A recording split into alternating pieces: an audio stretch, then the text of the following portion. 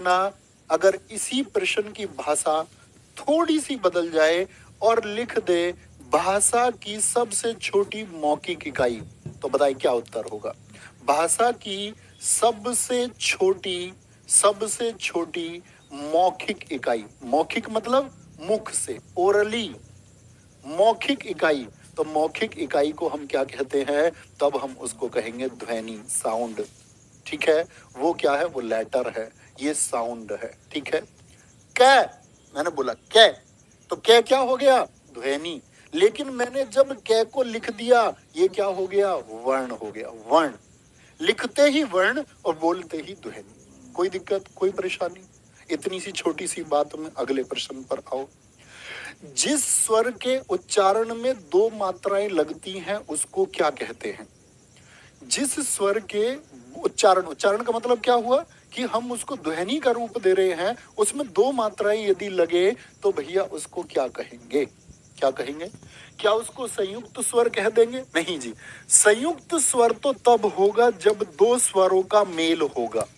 मूल स्वर कह दें क्या उसको, नहीं जी। मूल स्वर और लघु स्वर तो एक ही बात होती है, याद रख लेना।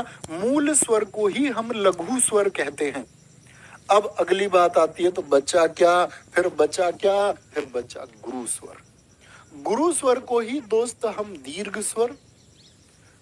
स्वर, और दूसरा इसी का नाम है द्विमात्रिक स्वर।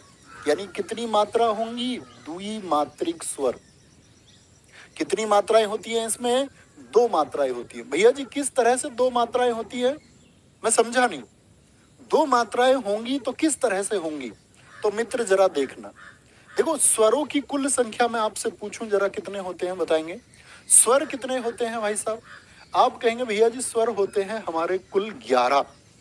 स्वर होते हैं हमारे 11। कौन कौन से स्वर होते हैं, पहले मैं लघु स्वरों को लिख देता हूं। आ, छोटी ई, छोटा ऊ, री।